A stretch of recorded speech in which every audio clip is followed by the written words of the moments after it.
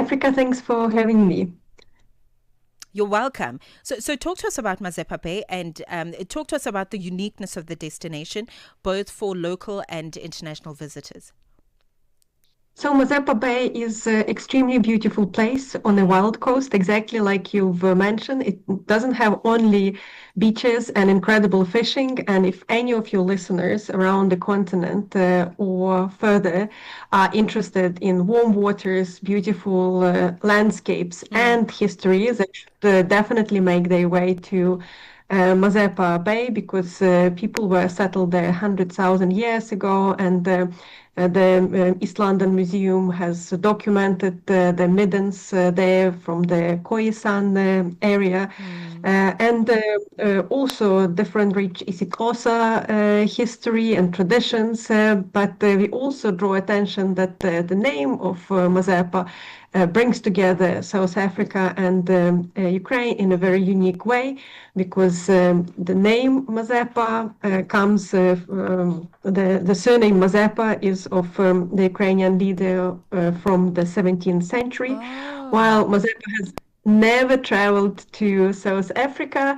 His name, through poetry and through literature, travel all the way. So the story is that indeed, there is a historical person, Ivan Mazeppa, from the 17th century, who celebrated freedom and did a lot to build the idea of the freedom in Ukraine. And then, in a period of Romanticism, many artists used his image in their writing, and his image, well, a little bit attached from the real person, because this is like artistic shadow that was taken by artists and turned into something else. And then this shadow traveled all the way to South Africa.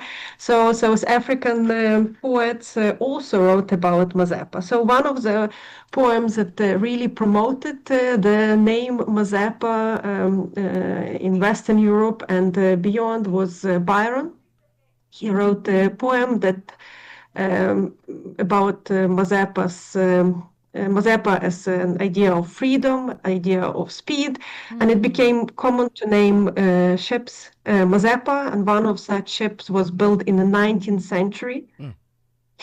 And then worked along South African coasts. And the name of Mazeppa Bay already comes from the boat, but the name of the boat comes from this artistic shadow of Ivan Mazeppa. So while complicated, we think that it definitely would attract those who are interested in literature, interested in poetry, and interested to learn more about this connection that Ukraine and South Africa has in the small, beautiful place, Mazeppa Bay.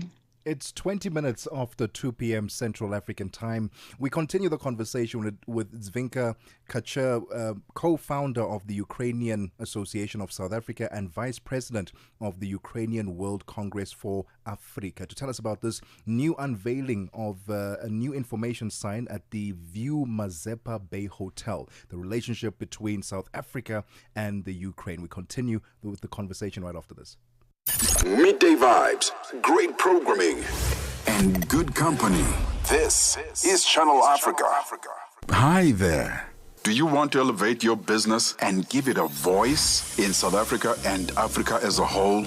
Well, in that case, let Channel Africa make this a possibility. Channel Africa is willing to advertise your business for as little as 30,000 rands or $1,719.18. To get access to these great rates, send all requests to mokoenata@SABC. That's MOKOENATA@SABC.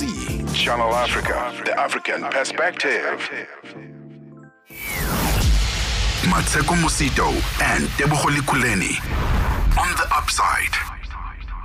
21 minutes after 2 p.m. Central African time. Now, one of the Eastern Cape's hidden gems, Mazeppa Bay, is stepping into the spotlight with the unveiling of a new information sign at the View Mazeppa Bay Hotel. and to tell us a bit more about the collaboration and the relationship, the history shared between Ukraine and South Africa, in this particular region of South Africa. We are joined by Dzvinka Kachur, co-founder of the Ukrainian Association of South Africa and vice president of the Ukrainian World Congress for Africa. Dzvinka, let's talk about this unveiling of this information sign. Tell us about the sign itself. What will it look like? What information will it contain, and how is this information being used to preserve culture and heritage between the two regions?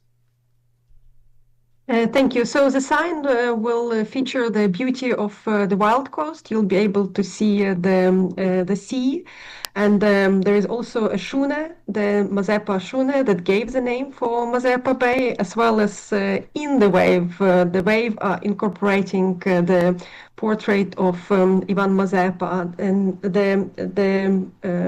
on the right side there is like an arch. And on that arch, there will be a word freedom. There is word freedom written in 11 South African languages and also in the Ukrainian, as freedom is something that unites all the topic of all those stories of Ivan Mazeppa, of Mazeppa schooner, and of also people who live on this area and take pride of this area.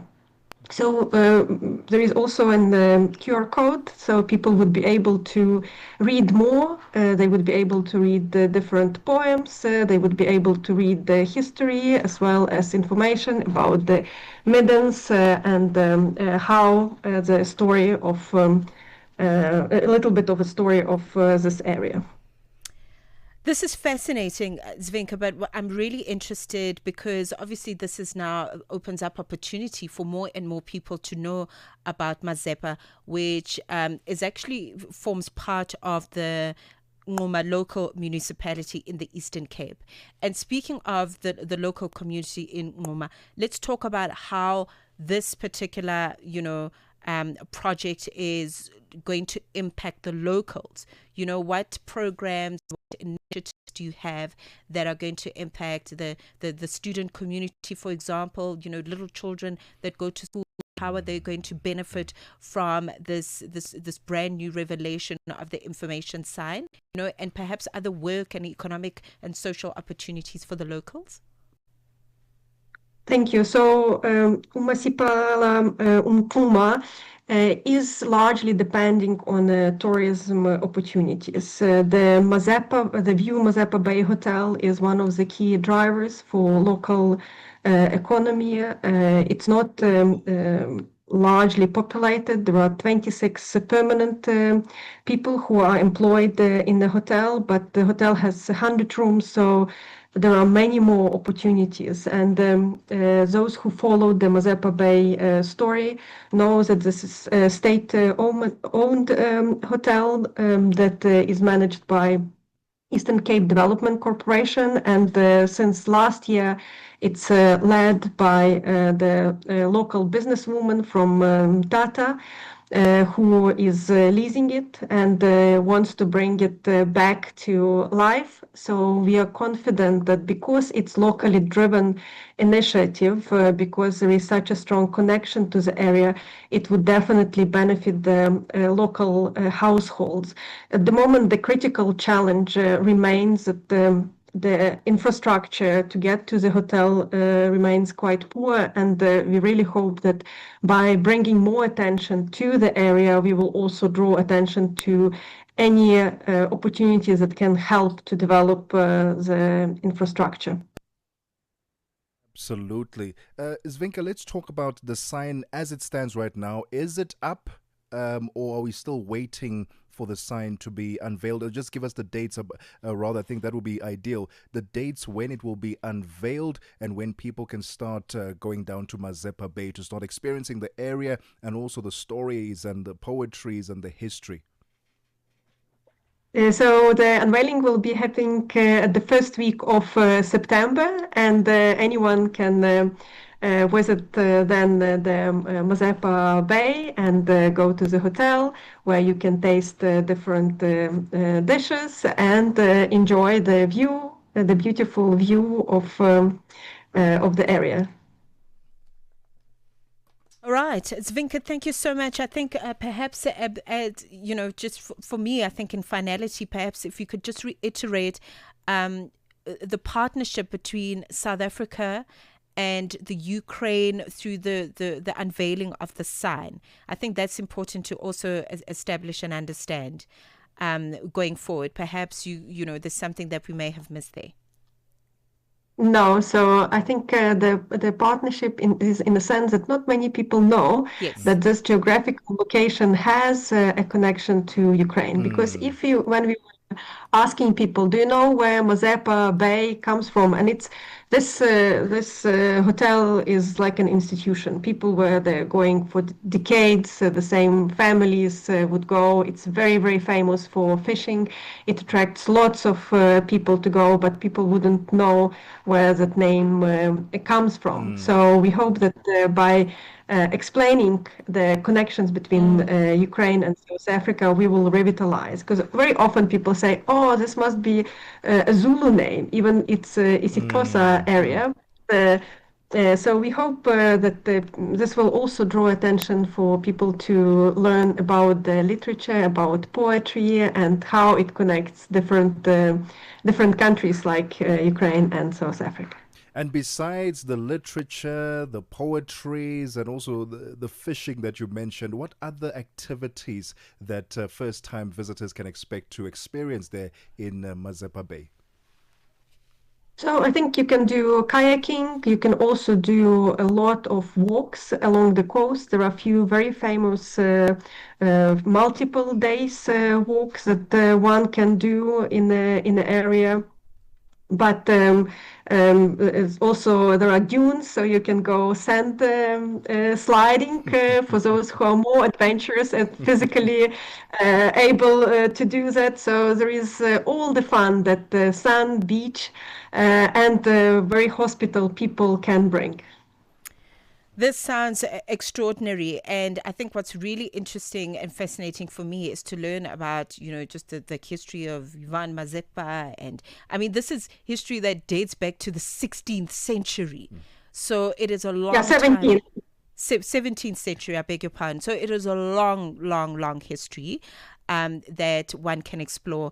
But all the best for this particular unveiling, Dzvinka. I think, just your work through the association, the Ukrainian Association of South Africa, is really building bridges on an international scale. And I'm very excited for the Ngoma community who are going to benefit most from the unveiling of the sign. Thank you very much for your time. Thanks a lot. Thanks, Mmatsheko and Tebogo. Appreciate. Thank you so much. Interesting. Hey, and also the imagery of Mazeppa. I mean, it is so beautiful, picturesque. It looks like a postcard. I saw the pictures. I think she was spot on with the naming, because when we first saw the name, we were like, Mazeppa. Yeah, it could be. Maybe it could be an African name or someone's surname, but we didn't know that it's a Ukrainian surname. But now we know a bit more. So that first week of September, you have to make your way down to the Mazeppa Bay Hotel for the unveiling of this sign. It's 30 minutes after 2 p.m. Central African Time. Let's get the latest in sports with Musibudi Makura.